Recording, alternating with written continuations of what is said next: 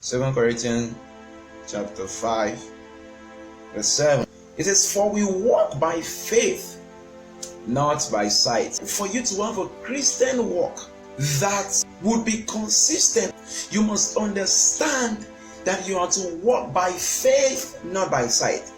Have you been in a position where you weren't fasting, right? And even though you were supposed to fast, but then something happened that morning, you decided to eat, you didn't fast and something like that.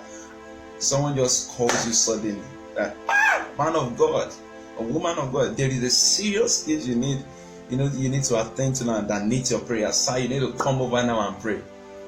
And you know what happens? Suddenly, one of the first things that comes to your mind is that, Jesus, oh my God, and I just broke my fast. I wish I was fasting. A part of you is not happy that you already broke the fast, because somewhere, somehow in your mind, you just believe that you would have had the feeling of being, feeling a bit more spiritual, or, having that spiritual feeling that if you did that, you know what, the person that you're going to pray for, or the people that are going to hear the word, there's just going to be something greater, when you fasted. As a believer, you are not to live by a feeling, right? You are not to, place your verdict or your spiritual judgment based on how you feel at a particular point in time, but based on what faith says or what the word of God has said. Feelings work in such a way that they are high today, they are down tomorrow. Your Christian walk is not supposed to be ruled by, what you see today and, what you don't see. It's not supposed to be ruled by what is here, what you can see here and now. No. I'm going to be giving you 3 things to do. 3 things that if you practice it well, you see, you are going to stay on fire for God at all times. You are going to stay consistent in your devotion life for God. Number 1, I call it knowledge. Now, I'm going to break it down. I'm going to be speaking on knowledge in 2 different areas, right?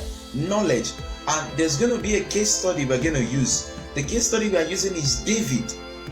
Goliath was bragging, and, terrifying the people of God, the children of Israel, right? And was daring them to confront him in a battle. And suddenly, David shows up. He came for something else, just to deliver meals and all. But then, this actually caught David's attention. And you see, the statement that David made actually, points us to the heart posture of David, to the knowledge base of David. You see, David said that, who is this uncircumcised Philistine? You see, while others were seeing a big Goliath, David wasn't seeing a big Goliath. David was seeing someone that is uncircumcised. Now I said number 1 is knowledge, right? Under knowledge, I want to break it into 2 points. So A, part of knowledge, right? Knowledge and consciousness of God. There was a consciousness that David had. David just knew that it isn't possible for the people of God who are circumcised to be defeated by someone that is uncircumcised. How dare you face the people of God? David knew something about his God. David was conscious of a knowledge about God. Even though it was under the Old Testament, but then David knew that God's people, Israelites, were the circumcised. And as far as God's people were concerned, no one will be able to defeat them. Your knowledge and your consciousness of God matters. What you know about God really matters. David never needed to wait for any spectacular, voice or feeling from God to validate who he was. You see, you must be conscious of this as a believer. I am only moved by the word of God. If the word of God says it, I believe it, and that settles it. 2 Timothy chapter 1 verse 12. It says, "For the which cause I also suffer these things. Nevertheless, I am not ashamed." It says, "For I know whom I have believed." Let me repeat that to somebody. Paul said, "For I know." No. You see, sometimes you don't feel like, but you know. It is about what you know about who you know that matters. You must be persuaded by who God is and not wait to feel like it, because whether you feel like it or you don't feel like it, you are it. You don't have to feel or see to believe. In this kingdom, your believing is sin. Said 1A is knowledge and consciousness of God, right? 1B, I call it testimonies and victories from the past. Open your Bible very quickly, 1 Samuel chapter 17. From this passage, David was being challenged and questioned by Saul that, oh, you're a smart guy, you see, don't waste your life.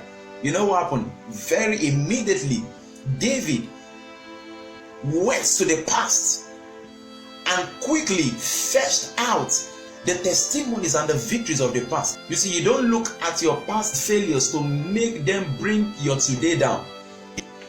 One of the things you must learn to do is to be able to confess your faith. So you must learn how to make confessions, because they actually determine your possessions. When you feel down, when you feel in situations and circumstances that don't look for palatable, what do? Get the word of God and repeat it to yourself. Get into the word and repeat it to yourself. That's what confession means. Say it again and again to yourself.